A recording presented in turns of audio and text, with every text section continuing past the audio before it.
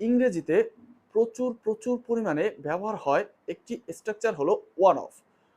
One of এর অর্থ কিরকম হয় প্রথমে চলুন সেটা একটু জেনে নেই, এরপরে জানবো এর ব্যবহার কিরকম, এর সাথে কোন ভাব ব্যবহার হয়। ওয়ান অফ এর সঠিক ব্যবহার রয়েছে নিজেই শিখুন স্পোকেন ইংলিশ বইটিতে। বইটি পেতে নিচের নাম্বারে যোগাযোগ করুন। চলুন এখন দেখে নেওয়া যাক।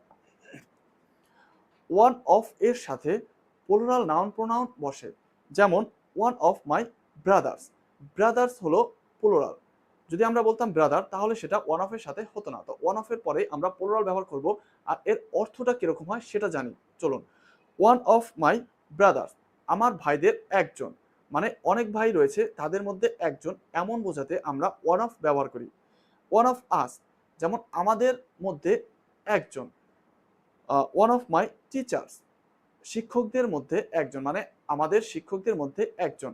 তো এরকম বোঝাতে আমরা ওয়ান অফ ব্যবহার করি। এখন কথা হলো, যেমন ওয়ান অফ মাই ব্রাদার্স, ভাইদের মধ্যে একজন, সেটা তো বললাম, কিন্তু সেন্টেন্সটা যখন আরো বড় করতে যাব তখন এর সাথে কি ভার্ব বসবে? এর সাথে সব সময় ভার্ব বসে সিঙ্গুলার।